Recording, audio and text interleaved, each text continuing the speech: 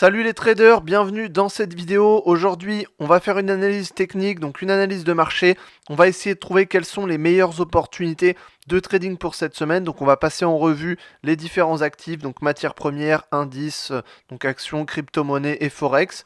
Et on va voir un peu quelles sont les meilleures opportunités, où est-ce que ça bouge et où est-ce qu'il y a des opportunités de trading. Donc on va d'abord commencer sur les matières premières. Donc ici sur le pétrole, la semaine dernière on a cassé donc le range à 76, on est arrivé sur 81. Là on pourrait recorriger un peu jusque 71. Donc on a une hausse, on va corriger, souvent on corrige à peu près à la moitié. Donc on pourrait arriver sur 78, 77 jusque 76 pour ensuite peut-être rester en range ou peut-être repartir à la hausse. En tout cas là on est plutôt dans une phase de correction, donc on va revenir aux alentours de 77 à peu près.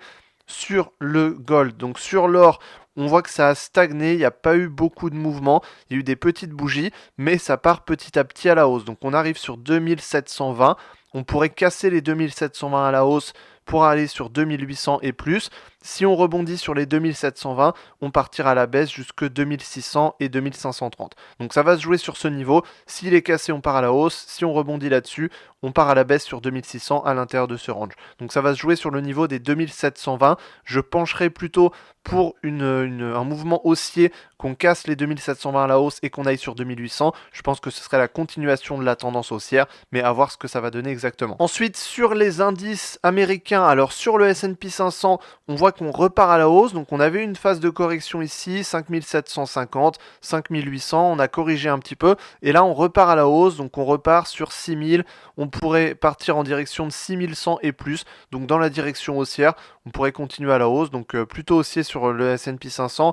Le Nasdaq également, on avait corrigé jusque 20 500 et on repart à la hausse également. Le Dow Jones également, on a corrigé sur cette droite de tendance à 42 000 et là on semble repartir à la hausse. On a cassé la résistance ici et on repart à la hausse, donc direction 45 200, donc plutôt haussier. On a également le CAC 40, alors là c'est très intéressant ce qui se passe parce que toutes les semaines d'avant, depuis fin octobre, on était resté sous les 7600, sous les 7500, on avait du mal à repartir à la hausse. Cette fois-ci on a cassé à la hausse, on arrive sur les 7800 à la hausse, donc ça c'est vraiment intéressant. Si on casse les 7800, on pourrait arriver sur 8300 à la hausse. Donc là en tout cas on a une bonne tendance haussière qui peut commencer. Donc le CAC 40 lui est plutôt intéressant, les actions françaises partent à la hausse, donc on a plutôt à trader à la hausse en tout cas cet actif.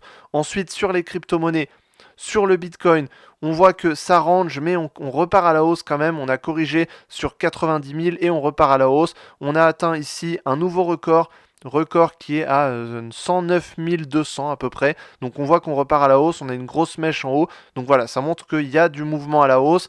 On a un peu corrigé, mais on pourrait possiblement repartir à la hausse ces prochains jours. Donc plutôt haussier sur le Bitcoin, même si on est en haut de range, la tendance est quand même plutôt haussière sur le moyen terme, court terme, long terme également, plutôt haussier. Donc plutôt haussier sur le Bitcoin. L'Ethereum, lui, a quand même pas mal de mal à repartir à la hausse. On voit que ça stagne entre 3500 et 3100. Ça a du mal à repartir à la hausse. Peut-être qu'un jour, il va se réveiller et repartir à la hausse jusque 4100 et 4800. Pour l'instant, c'est pas le cas, donc on va rester plutôt en range sur l'Ethereum.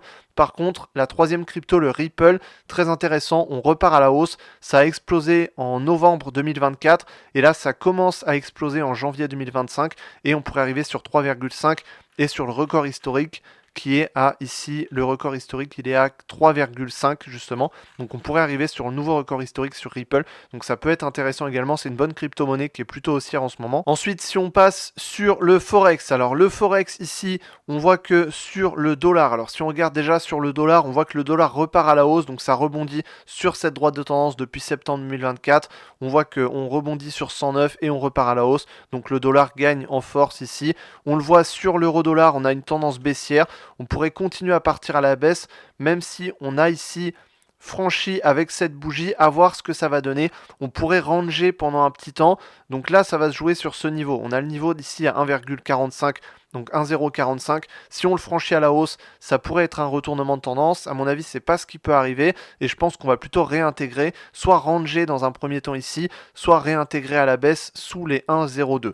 Donc sous les 1,03 et sous les 1,02. Donc je pense qu'on va rester plutôt baissier à long terme sur l'euro-dollar. Par contre, à court et moyen terme, on va être plutôt dans un range, puisque là, il peut y avoir de la stagnation. On peut avoir une décorrélation entre le dollar et l'euro qui peut amener une stagnation un petit peu pour quelques semaines et ensuite peut-être repartir à la baisse. Si on regarde sur le GBP/USD, on voit que ça continue à partir à la baisse, donc c'est ce qui me fait dire que l'euro-dollar continuera à partir à la baisse aussi. Je pense qu'on pourrait repartir à la baisse et continuer cette tendance baissière, mais peut-être dans un premier temps, continuer à ranger aux alentours des 1,23 ici sur le GBP/USD, donc ranger un petit peu sur les 1,23 pour ensuite continuer la tendance baissière. Sur USD JPY, donc USD Yen japonais, on a cette fois-ci une tendance haussière. On corrige un petit peu ici, on peut corriger ce mouvement aussi ici, donc on pourrait le corriger à la moitié jusque 153, 152 pour ensuite repartir à la hausse. Donc plutôt haussier sur le moyen et long terme, mais sur le court terme plutôt baissier puisqu'on est en phase de correction. Donc si on veut le trader, ce sera plutôt baissier actuellement. Ensuite USD CHF, donc le franc suisse ici, pareil, à court terme plutôt en correction. On pourrait corriger jusque 0,9, de toute façon sur toutes les paires on est plutôt en correction. On pourrait corriger jusque 0,9 et ensuite repartir à la hausse et continuer sur cette tendance haussière. Donc plutôt haussier sur le moyen et long terme, mais à court terme plutôt baissier ici, donc il faut faire attention. USD CAD, c'est une paire que je conseille de ne pas trader actuellement puisque on est vraiment beaucoup trop haut. En tout cas, actuellement, ce qu'on voit, c'est que ça range. Ça range entre ici 1,44,5 et ici 1,42,5. Ça range entre ces niveaux-là. Donc pour l'instant, si on casse d'un côté ou de l'autre, ça donnera plutôt une tendance haussière ou baissière. Je pense qu'on cassera plutôt vers le bas pour réintégrer le range qu'on a habituellement sur l'USD CAD. Donc si ça casse vers le bas, plutôt baissier. Si ça casse vers le haut, ça partira plutôt à la hausse. Pour l'instant, on est dans un range. Donc pour l'instant, je conseillerais de ne pas trader cette paire ou alors de la trader à l'intérieur de ce range. Mais on n'a pas la tendance qu'on a sur les autres paires, donc c'est un peu dommage.